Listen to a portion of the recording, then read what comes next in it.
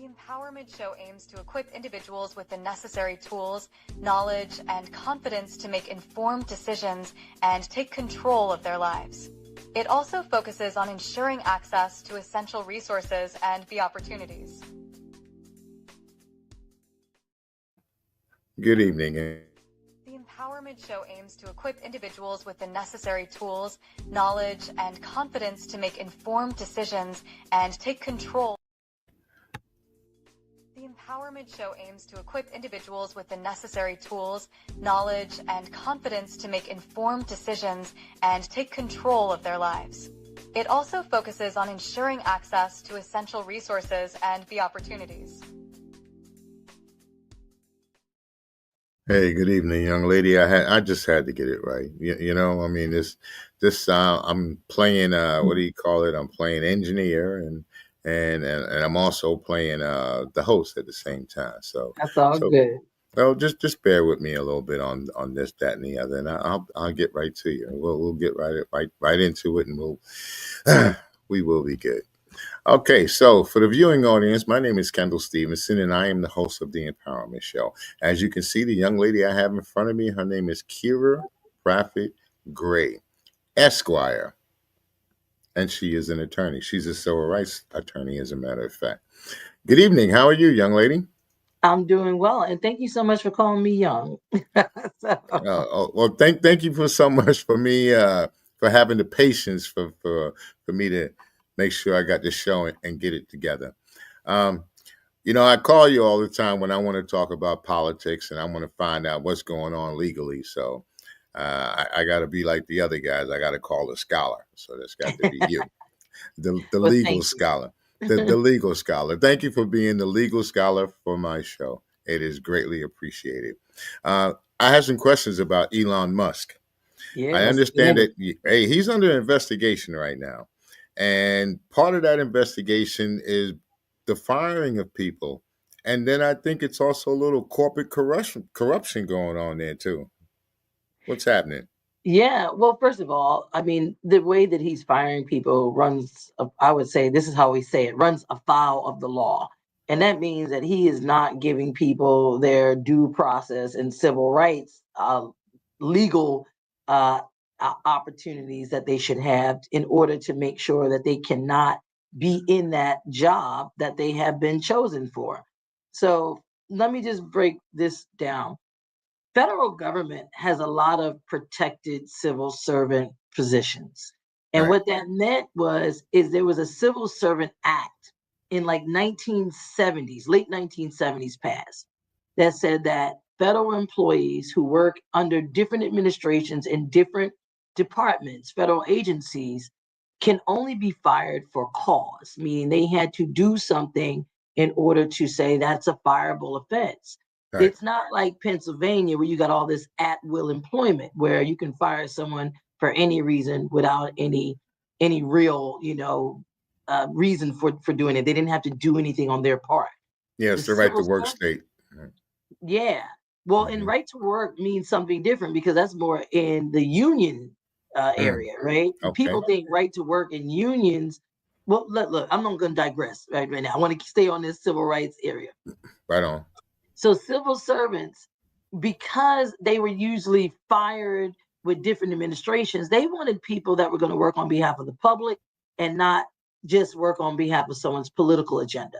So they said, if you got scientific knowledge and you're working in the Department of Human Services, you don't want someone that's going to say, oh, you know what, vaccines are bad just because that's the political agenda of the new administration.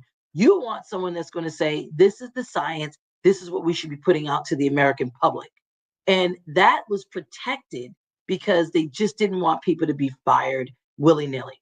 Now, what this president is trying to do is he's trying to create policy positions. So about 90% of federal workers are protected by that Civil Service Act. But the policy people are not protected. And those are the people that generally do the will of the administration's policy and political agenda.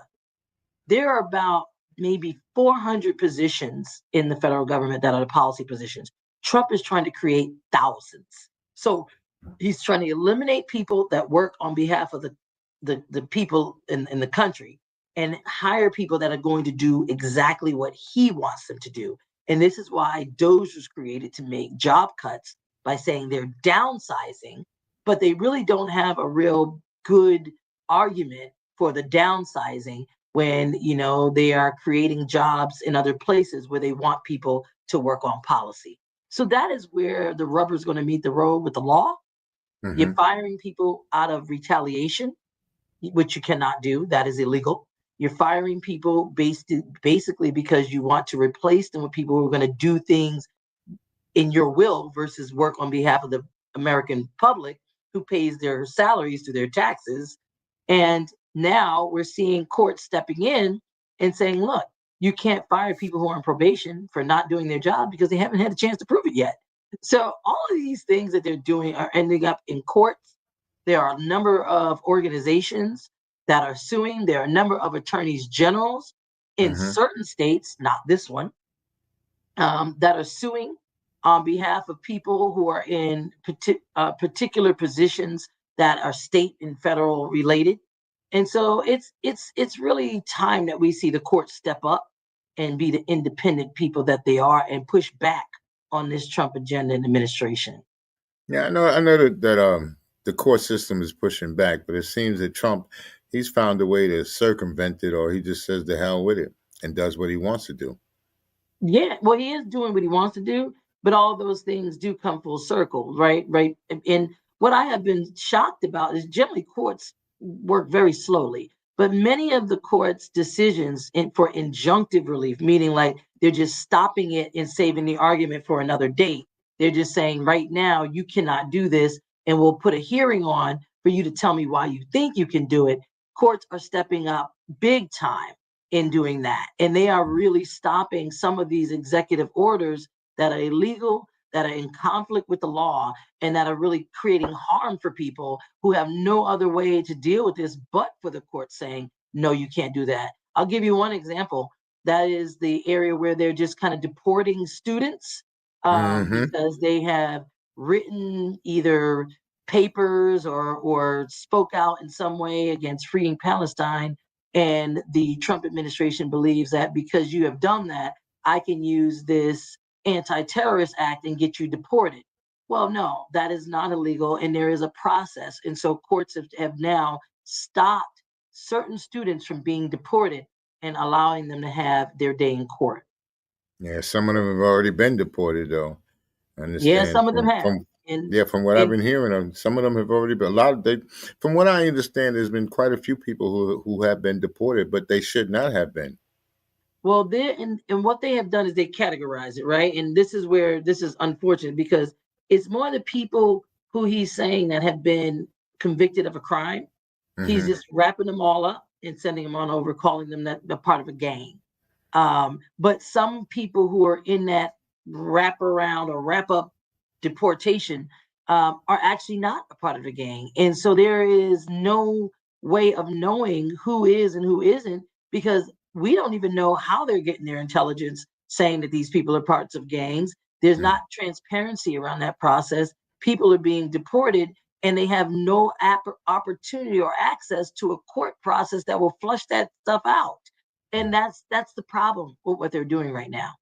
Yeah, well, it's coming back on them down in Florida. What is it? They voted. They want to vote for child labor to bring back those child labor laws. So, what do you think they're going to do with those kids? You figure even the kids that are in juvenile detention, so they'll probably put those kids out to work and they'll work for free. Along with the penal code system, they'll take who's ever in there in the prisons in there, and along with the kids, and they'll have them out there in the fields. Now, unfortunately, if that does happen, the people that's going to be affected the most are people that look like you and I. Yeah. You know what the bigger picture of what's going on here, Kendall. So remember in Trump's speech, and he talked about how migrants were taking these black Black jobs. jobs. Remember that? Now, Yeah. look who's being deported, and look where there's holes being left open. And so Hmm. many of those jobs are very, very low wage, low end jobs that I'm sorry, many people are aspiring for higher wages and better jobs who live here in America and want the part of the American dream. Well, now that people are being deported so massively, it's leaving open a lot of holes. And guess what? Guess who's going to fill them? The children, the people that Hmm. can now work for cheaper, who are younger. And that's what they're trying to do. They're trying to Along, make sure, yeah, yeah, along with the poorly educated. Remember that? I love the poorly yeah, educated. So you yeah, look at what he's doing with the education department. He wants to don't want to fund it anymore. He wants to close it down. So if you do that, that means a lot of people that are impoverished and that can't afford to go to private schools, or maybe they won't make it into charter schools, and so they'll be left to the wayside, and they'll be the ones that put out in the fields to work for the labor. That's what I think is yeah. being created. Yeah, but you know what? The federal government, and I'm glad you mentioned the Department of Education, because we have to make sure that people understand why that was created. That was created so that there can be a floor of what equal access to education should look like. Hmm. Because each state was going to treat it differently depending upon their politics, depending upon their government, depending upon what way they sway. When schools were supposed to integrate, trust me, many states still did not do it, even though that was the law. It wasn't until the federal government had to create the Department of Education to put sanctions on states who are not providing that equity and equal access, and to make sure that people who are suffering from disabilities, who had learning disabilities, who had Hmm. uh, English as a second language, and women were provided equal access to educational opportunities, because that wasn't always the case. But for the federal government, we wouldn't have a baseline of what that looks like. If you Hmm. start now telling states, you choose and decide what you want to do, then we're going to start seeing unequal access to education. Take, for instance, Texas. Texas has a cap on how many people with learning disabilities that they're going to provide extra funding for learning support. A cap.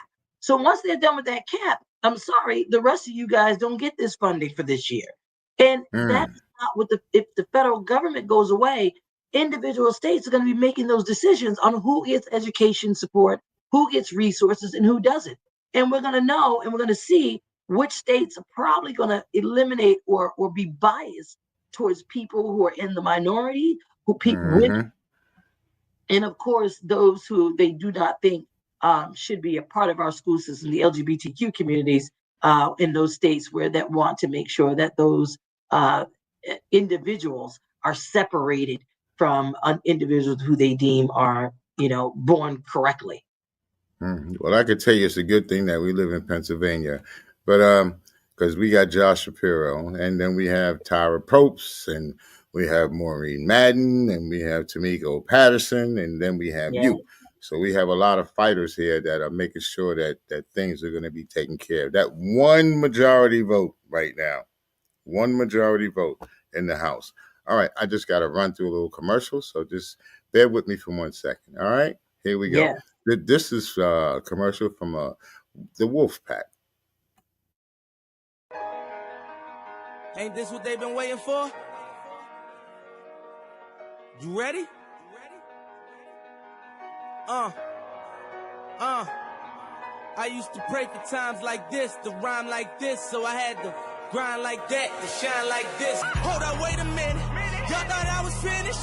When I bought the Aston Martin, y'all thought it was rented? Flexing on these, I'm like Popeye on the spinach. Double M, yeah, that's my team. Rose, the captain, I'm lieutenant. I'm the type can the mean cast and grind like I'm broke. That Lambo, my new, she'll ride like my goat. I'm riding around my city with my hands on my toes, cause these want me dead, and I gotta make it back home. Cause my mama need that bill money, my son needs some milk. These try to take my life, they around, get killed. You around, you around, you around, get smoked. All right, well, that was the Wolf Pack, and that's for the apparel, that Wolf Pack apparel, that sporting apparel. You like it?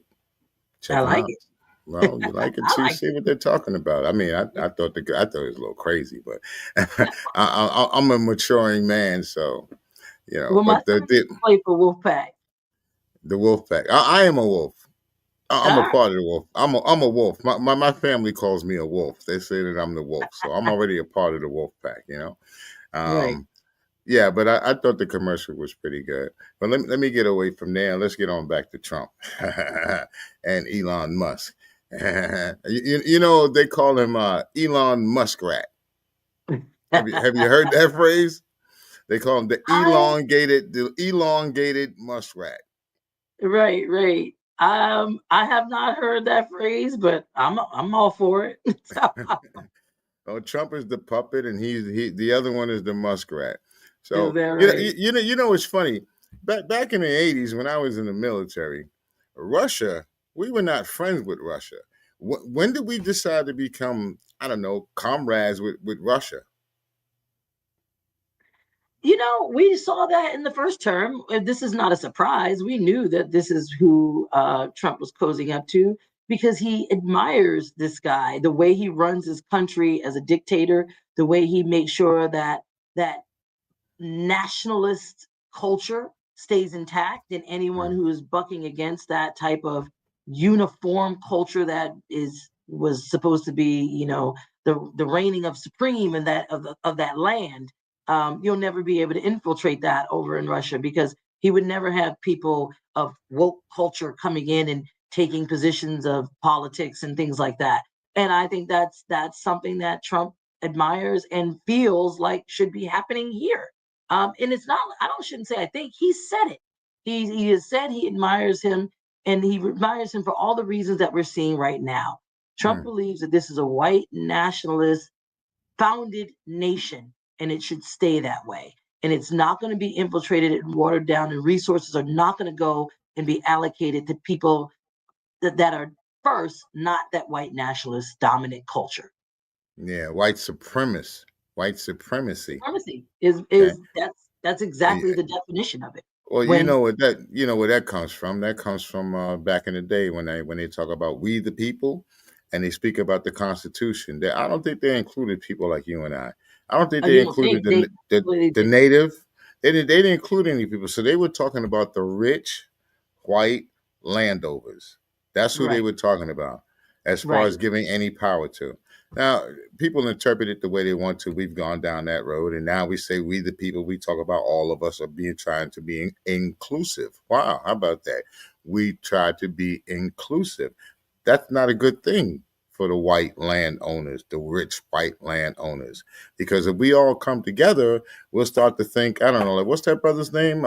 Fred Hampton, Yeah, yeah, that brother had it right on time, because these people think it's about the color. They think everything is about color. It's not. This is all about money. This is all about how much money that they can take from, I don't know, Social Security, how much money they can take from your Medicare, how much money they can take out of the educational department, all, and so that they can take all these billions of dollars and give it to their billionaire friends. That's what this is yeah. all about. So that they can thrive, own the corporations, and you and me and people who have low education, who have English as a second language, who should not be here anyway, so they think can work for us, for them. Hmm. Hmm. And that's how you keep the power structure in order. I do want to say something about this inclusion, right? Because it kills me how everyone acts like we're such an inclusionary society when you're talking about diversity, equity, and inclusion. We're not an equitable society at all. You can Mm-mm. be included as long as you assimilate into my understanding and awareness of what my cultural norms are. Once you fall outside of that, I'm not going to provide resources for you to grow that notion that you can be different than what the supreme culture is. And Mm. that's where and when you say white supremacy, that's the supreme culture here. Mm. That's just it. God forbid we celebrate Kwanzaa And you know what? or, Many Black of the History supreme Month. cultures make a lot of money off of that too. Hmm.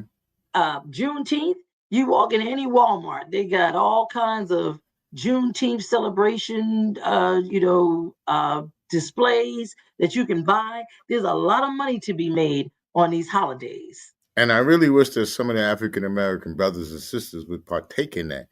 There's a lot of entrepreneurs, and they're making the sweatshirts, they're making the t-shirts, they're making all kind of things but they're not making stuff that look like for us. There are a few. I see them online. They got the Right. little hoodies, and they got the Martin Luther King on the front, or they have the different African symbols on the front. But we could be in those stores too, selling our merchandise as well, right? Right. Right. Mm-hmm. Well, I mean, I'm all for all of it. Mm-hmm. All of it, because I do think that we definitely need access to the loans. We need access to the investment grants. And those are some things that we're going to be seeing too, be really scrutinized and cut back, because there's not going to be enough pie for everybody, right? So when you're starting to pull money from the Small Business Association, the SBA, that usually grants I mean, under the Biden administration, that SBA, Small Business Association, which was an agency under the federal government, made sure that there was earmarking for grants and loans for minority owned businesses, because they knew that those businesses would not thrive without an opportunity for some equity in resources, because banks were not there and available to them like they needed to be. And they Mm-hmm. just didn't even have the same, they didn't never met the same standards and criteria. I was reading an article the other day, and I was looking at how many big companies are still able to access funding even when they're operating in the red, even when Mm-hmm. they have lines of credits that are maxed out, even Mm-hmm. when they've closed down and reopened under another name, but still the same company, right? But small businesses, minority owned businesses, were getting far too much scrutiny for getting access to loans and lines of credit based on things that they wouldn't even hold accountable to the larger businesses and organizations. And so there was such an inequity in how funding gets distributed for people to keep a business, grow it, and thrive.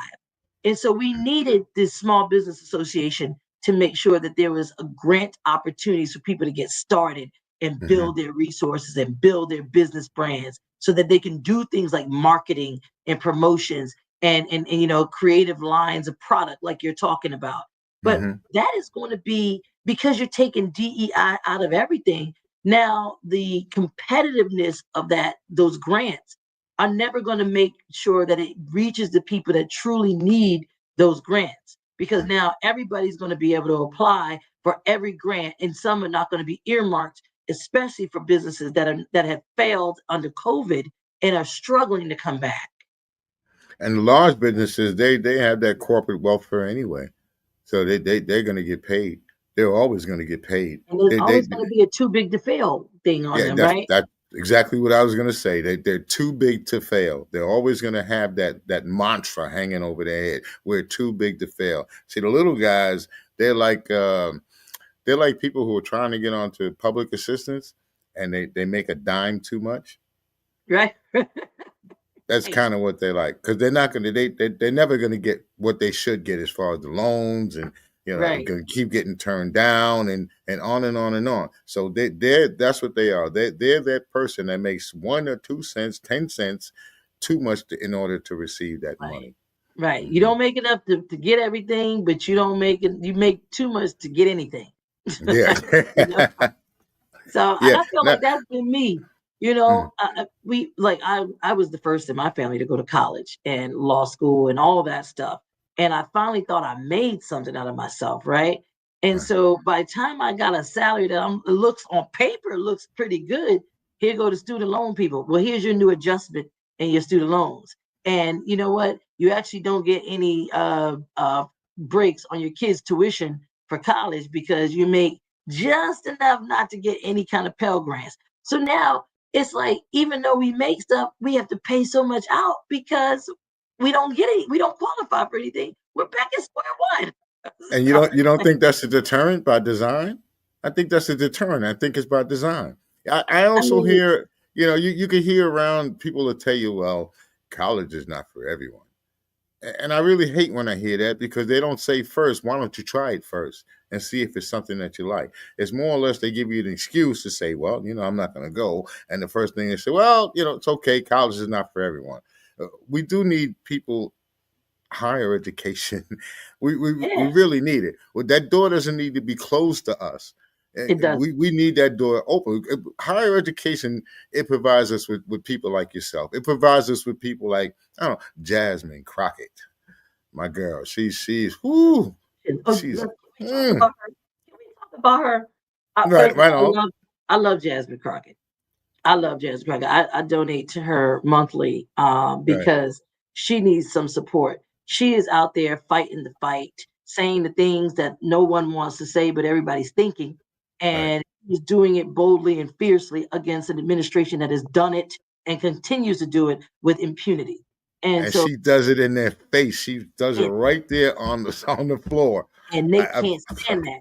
But here's what oh I'm just a no. little disheartened about because I see some of our own chastising her for lack of decorum, making Mm, basically talking that she's not being professional enough, and there are antics that people catch and they're sound biting. But I know one thing for sure. I believe she's a very serious lawmaker that's out there to shed some light and awareness on a community that has seemed to be forgotten and some people have been out of touch with.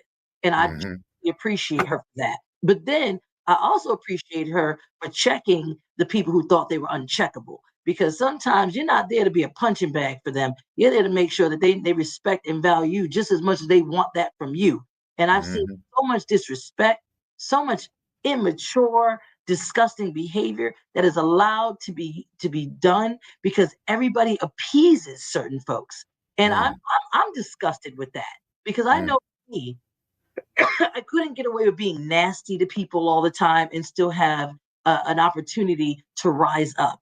I couldn't mm. get away with having zero personality and just a total, I almost said something on this. Now, I don't even know your spots, but I won't.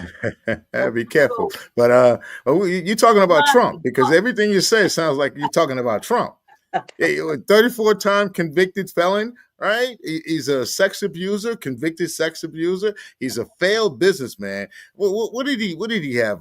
Six fraud. bankrupts. He's been bankrupt 6 times. They fail Fraud. up. Kendall, they fail up. They fail And up. yeah, but And he's they still talk moving. about privileges. This is Yeah. privilege. Oh You know, my God. I have to prove myself 85 million times just to be spoken about in the same conversation as other people who have never had to deal with the things that I've had to deal with, who have never had to maneuver in the way that I've done, who have gotten an automatic pass just because of what they look like and how they present, and is always gets the, oh, this person's so smart just because they need that. We don't get that. We have to pat ourselves on the back. We have to do our own thing. And I am so tired of these fragile egos that we've got to tiptoe around. And you want to say that you're a leader? Get out of here. Get a backbone and fight fire with fire. Yes, I'm coming in rightfully so, not through DEI, but because I've earned the right to be here. And if you don't like it, too bad. But you have to compete with me and you have to stand next to me and show why you deserve to be here. And that's the problem. That's part of the problem. That's definitely part of the problem. That's probably why 89 million people did not vote. Yes. Okay, that's part of the problem. But they use their tactics. They do things like they take words like diversity, inclusion, right? Diversity, equity, and inclusion, and they make it an acronym, DEI. So then they politicize DEI. Once they Vote. politicize it, then they criminalize it. They make it a bad Demonize it. thing, Put black taboo. on They it. They put demonize it. black on it. They And put then black you on know it. what they do? You know what they do? They make you afraid of it. Then when people get afraid, they become angry. And then they come out and say, you know what? I can fix it. And then I people vote love for what them. you just said Hmm because what people don't remember about history is propaganda narrative, meaning if you say something and you own the airwaves and you're able to have the platform to say something over and over and over again, that people believe it. You don't need any evidence. And hmm so what they have continued to do is talk about woke culture and DEI is something that's threatening the fabric of our nation because it's taking away good jobs from good working people and giving it to less qualified people, which is exactly what privilege has been forever. Like since forever. So Like, this is are what we we're gonna kidding do. me? Kira, yeah, I tell you, I give you the 30 minutes and we're I we're know. just about out of time. Uh Tune in audience. I'm thankful that you guys are tuning in. I appreciate you subscribe to the site. This is Kendall Stevenson. This is the Empowerment Show. Kira, I gotta have a part two, right? You have to. I'm sorry. I got real go. Man, we could talk forever. And I Man, think I just can't. we got to get it out there. We got to let people know. We got to let the information know. That's why we have the Empower Show, the Empowerment Show. We Absolutely. are here to empower the people, right on. So power to the people, and more or less as they say. And yes, I love Fred Hampton That's right. Can I and just his plug philosophies. in for Oh, the go ahead, Marone baby. Law Firm? So I am currently at the Marone Law Firm. We do civil rights and other personal injury law. And if you are in Pennsylvania or anywhere in the surrounding states, Jersey, New York, we are here. Please give us a call at the Marone Law Firm. We are 215-732-6700, or just Google Marone Law Firm, Marrone Law, and you'll bring us up, and it'll bring up all the great things that we do and how we fight for our clients at every step. So please look us up. Kendall, thank you for having me on. Thank you very much for being on. All right. And just for the rest of the viewing audience out there, I'd just like to say thank you again for tuning in. A young lady, her name is Helen, and I'm only going to give her first name, and I'm hoping that she watches the show. We here at the Empowerment Show, we like to give our condolences. We do understand what it is and how difficult it is once we have someone that has transformed, has moved on. Okay, so again, thank you again. This is Kendall Stevenson, and I am out.